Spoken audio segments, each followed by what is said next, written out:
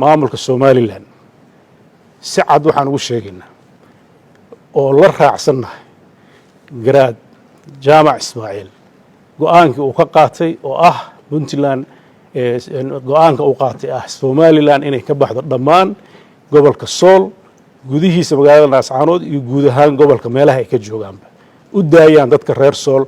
masiirkooda iyo danahooda inay ka taliyaan waxaan ugu baaqaynaa haddaysan fahmin baaqyada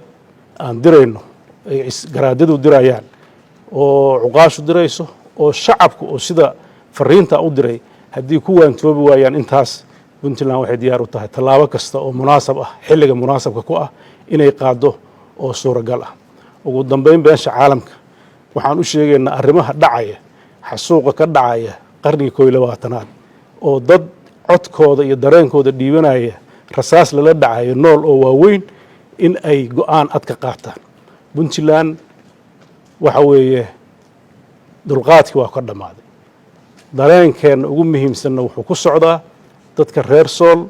ee maamulkaas ka tirsan fariinta aan u dirayna waxa weeye inaan si wada jir uga wada qayb qaadano badbaadada dadkeena iyo mujtamaceena iyo dhiigga gabdhaheena iyo wiilasheena daadanaya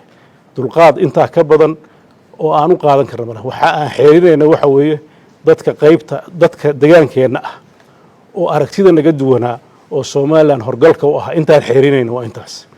intaasna waxaan rajaynaynaa inta kale oo badan inay go'aan ka qaadan doonto haddaynan ka waantoobin wadada ay hayaan inta badan waxa ay doonaysaa ayaa hirgeli doona dadka reer Sool dadka reer Laascaanood gabdhaha iyo wiilasha halka ku jiraan waxaad ogaataan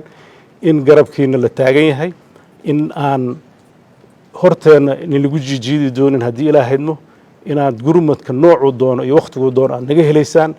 wixii aad ku tashataan oo taladiinu ay tahayna inaan inagu taageerayno oo mar walba garabkiina taagannahay diyaarna u nahay dawlad ahaan iyo shacab ahaanba inaan arrintaas qaybteena ka qaadano waxaan rajaynaynaa arrintaas in ay tafaasiisheeda maalmaha soo socda la dheehan karno dawladda Puntland way ku filan tahay danaheeda oo dhanna inay qabato madaxdeeduna arrintaas ayay heegan u yihiin habeen iyo maalin ka shaqeynayaan waad mahadsantihiin wassalaamu calaykum waraxmatullahi